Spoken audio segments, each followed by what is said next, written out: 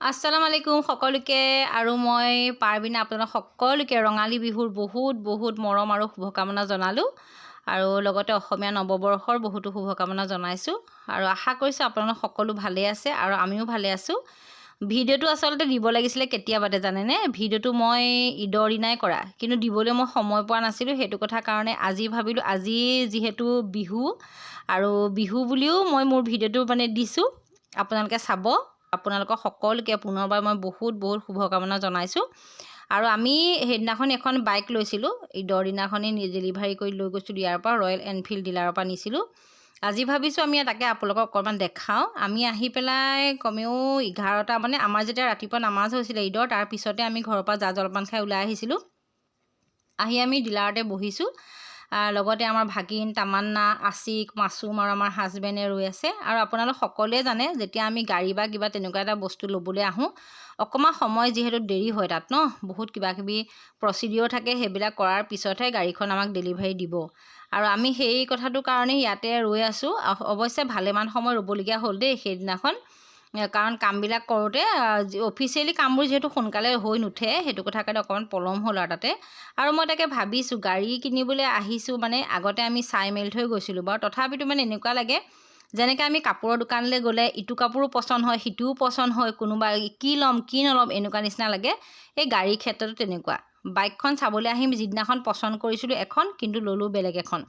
ইমান ধুনীয়াকৈ সজাই পৰাই তেওঁলোকে ৰাখিছে নহয়, দেখিয়ে মনটো খুব বেছি ভাল লাগে। আৰু কি মন থকা কামবিলাক মানুহে কৰিব লাগে দেই। যৎপৰোনাস্তি চেষ্টা কৰি মানুহে কিবা যদি কৰিব বিচাৰিছে কৰিব লাগে। সময় যিহেতু হাতত সদায় একে নাথাকে, সময় গৈয়ে থাকিব, কিন্তু মনে ভবা মনে ভাল পোৱা কামবিলাক আপোনালোকে সকলোৱে কৰিব, তেতিয়া কি মনটোও ভাল লাগিব, সকলো ভালে থাকিব। আৰু আমাৰ তামান্নাই দেখিছেনে, ভোক লাগিছে, তাই অহা সময় হৈছিলে, সেইদিনাখন দেৰি হ'ল যে তাই ভোকতে কিবা নিচিনা হৈ গৈছে। ওচৰতো ভাল সেইদিনাখন ৰেষ্টুৰেণ্ট একো নাই, খোলা নাছিলে।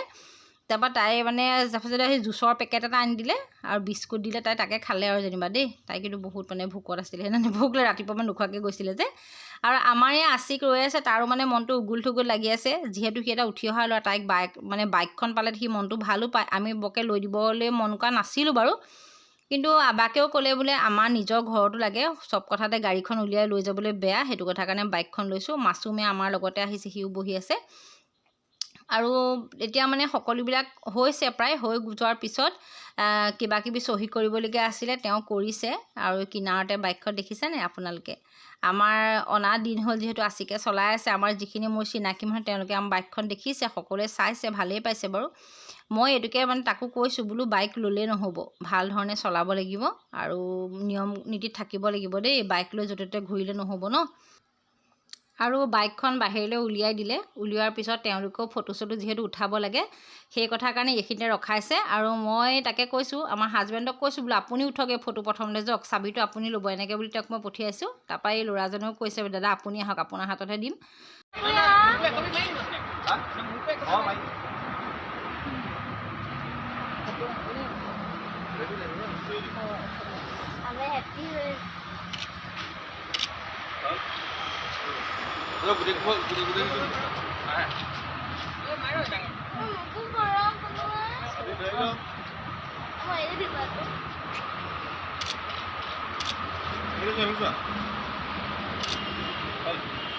আমাৰ ছোৱালীজনী খাবি ধৰা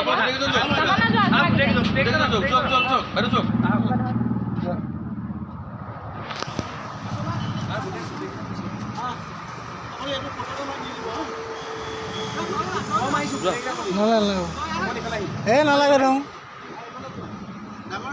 নালাগে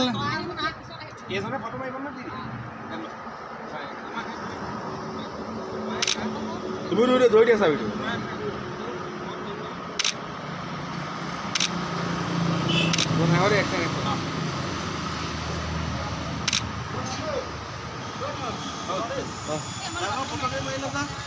নালাগে মই পিছত ফেমিলি ফটো সময় মাৰিছোঁ, যোৱা তুমি যোৱা।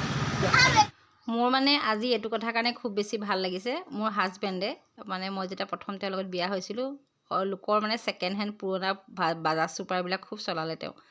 বাজাজ চুপাৰবোৰ কিনি আনি পেলাই দুদিনমান চলাই পেলাই আকৌ বিকি দিয়ে। এনেকৈ তেওঁ কেইবাখনো বাজাজ চুপাৰ সলালে। তাৰপিছত তেওঁ এখন বাইক কিনিছিলে, সেইখন মই অলপ দিন চলাই পেলাই তেওঁ বিকি দিলে। কিন্তু আজিতো একদম ডিলাৰৰ পৰা এখন সুন্দৰ বাইক লৈছে তেওঁ মানে খুব হেপ্পী হৈছে আমিও লগতে বহুত হেপ্পী হৈছোঁ বহুত ভাল লাগিলে আৰু মই ভাবিছোঁ এনেকৈ আপোনালোকে আমাক দোৱা কৰি থাকিব আমি যাতে সকলোবিলাক কামত এনেকৈ আগবাঢ়ি গৈ থাকিব পাৰোঁ আজিলৈ আহিছোঁ সকলো ভালে থাকক দেই